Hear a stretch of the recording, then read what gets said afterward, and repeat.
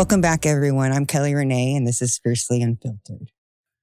I want to talk about today how I'm not just weighing options right now, I'm weighing reality. Because I'm sitting on obligations that were built inside a life of a high earner. And just because the income went away, the business went away, the marriage went away, none of the bills did. I can't just go get anything. I can't just tell myself I'll figure it out later. I still have to support the life that I built over the last 2 decades. So this is the part where survival and the future overlap, where I have to keep myself afloat while also deciding what comes next. And thank God the VA is even an option, because the systems I trusted to protect me through marriage and divorce didn't. I want to sit here longer in the reality of being a high earner and then having that disappear. This wasn't a job I lost. This was my own company, something I poured over a decade of my life into, something I believed had a strong foundation. And supporting myself has never been the issue. In 2004, my first year out of the military, I made over $100,000 while I was still learning how to be a civilian again, with 2 kids under the age of 3. I've also worked, I've also earned, I've also carried responsibilities. So this isn't about capability. This is about collapse. Have you ever really sat with the question, what if everything went away in one day? Not slowly, not with warning, but all at once. The business you built disappears. The income disappears. The references tied to that business disappear with it. And you're not strong enough yet to just move on. You're still broken from what happened. You still need time to heal. So the savings you planned for, from the property sales, from money you put away to protect yourself, that runs out. You planned for disruption. You didn't plan for destruction. The money you were supposed to receive doesn't come. The agreements don't hold. The safety net doesn't catch. So now you're sitting there with no job, no interviews, no clear options. And you still have $8,000 in bills every single month. And here's where most people lose the plot. Because when I say $8,000 a month, people picture rent, utilities, a car payment, the obvious stuff. What they don't picture is everything else that was built into a life where that income made sense. I still get my nails done. I still do my hair. I still get Botox. Not at the frequency I used to, but they didn't just disappear either. I used to get my nails done every week. Now it's once a month. That's what scaling back actually looks like. I used to take private Pilates once a week, sometimes more, for over a decade. Now I can't do that at all. I used to have my house cleaned. I don't anymore. Those weren't impulsive luxuries. They were normal, planned expenses in a life that supported them. And when income collapses, you don't instantly erase a life. You start adjusting it piece by piece. But the pile-on doesn't stop. Because even when you cut things back, the structure of that life is still there. That's how this happens. Not through recklessness, through timing, through delays, through things outside your control stacking up all at once. I used to have perfect credit. That's not something I have anymore. Not because I stopped paying attention. Not because I was reckless, but because when income collapses, you start leaning on credit the way it's designed to be used, as a bridge. And the moment credit card companies see you using more of your available credit, they start lowering your limits. So now the math changes underneath you.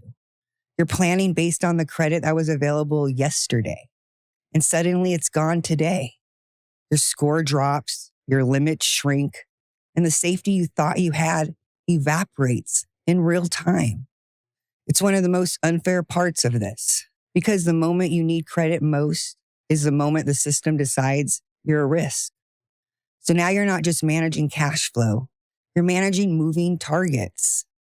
And at a certain point, you have to make another hard decision. I'm closing credit card accounts, not because I want to, because it's the only way to get into programs with lower interest rates. So instead of juggling revolving debt, I'm locking into structured payments, paying down principal month by month. That's what responsibility looks like here. It doesn't look like a perfect score. It looks like containment. It looks like choosing damage control over appearances. What do you do then? That's not a hypothetical for me. That's where I'm standing. And here's the part that changed how I see everything. When I drive past people living on the street now, I don't automatically think drugs. I think, who abandoned them? Who lost them? Who ran out of options? I think about the bed they once slept in, the life they once had, the one moment where everything tipped. Because anyone could be there. And I know that because I can see how close I am. I'm fighting not to be there, but I can see how one more thing could push me there. That's not weakness, that's math. And here's where even having a plan doesn't mean you're safe. My plan A was the VA. I had my VR&E appointment scheduled back in October. And then the government shut down. My appointment got pushed back till the end of January. 3 months.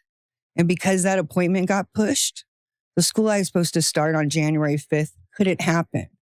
Now the start date is May 5th, which means the housing support, the stability, the structure, all of it moved.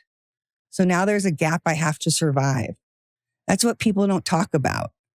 Even when you do the right things, even when you have a plan, things outside your control still happen.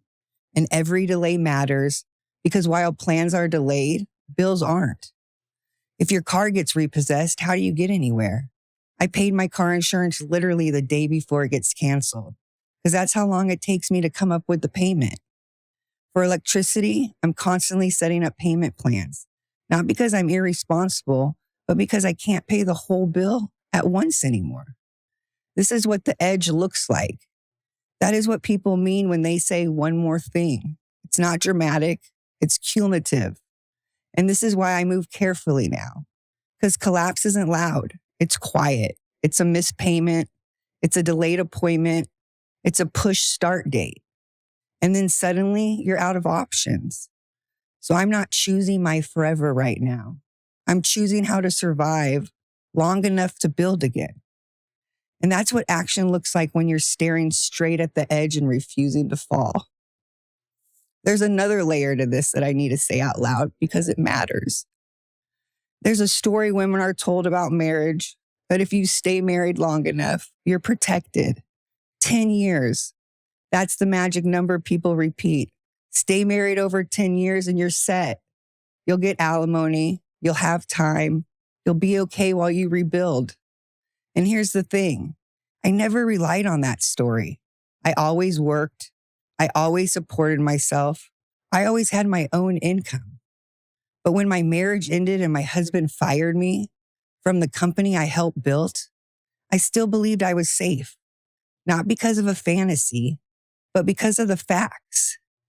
He had an employment contract. He had a strong salary. So even if I had to restart my life, I believed alimony would bridge the gap, that I could pay my bills while I healed and figured out what came next. It never occurred to me that someone could simply stop paying themselves or destroy the company entirely so there was nothing left to base support on. And when that happened, when the system failed, when the income disappeared, when the structure evaporated, it shattered something in me. Because it wasn't just financial. It was the realization that protections we're told exist only exist if everyone plays fair. And when they don't, when someone chooses avoidance over responsibility, there's no safety net underneath you. That kind of collapse doesn't just change your plans. It changes how you trust systems, how you trust people, how you trust the future. There's another reality people don't talk about, and it lives in the details. What happens when you have a $1,500 car payment? Because that was an easy car payment for the life you were living. And then the job disappeared. The payment doesn't adjust just because your life did. You're upside down in the car, so you can't sell it. You can't get out from underneath it. And without a car, you can't get anywhere anyways. So now you're stuck paying for something that made perfect sense when you were a high earner and feels impossible when you're not. And asking for help is humiliating in ways people don't understand. Because who do you ask? And how do you even say it out loud? Can someone help me with my car payment? And then comes the judgment. Why do you have a $1,500 car payment? Because for most of my adult life, that wasn't a reckless decision. It was proportional to the life I was supporting until it wasn't. The same thing happens with divorce. People say, if you've been married over 10 years, you're entitled to alimony. They say your husband can be ordered to pay your attorney fees. What they don't tell you is that you have to pay an attorney first, out of your own pocket, to even fight for that. If you don't have the money to fund the divorce, you can't access the protection the system says you're entitled to. So the system doesn't just fail you emotionally, it fails you logistically. You can't fight for alimony without money. You can't fight for attorney fees without money. And you can't pause your bills while you try. That's the part people don't understand. The protections only exist if you can afford to access them. And there's one last piece I want to say out loud before I close this. Care and recovery were part of how I survived for a long time.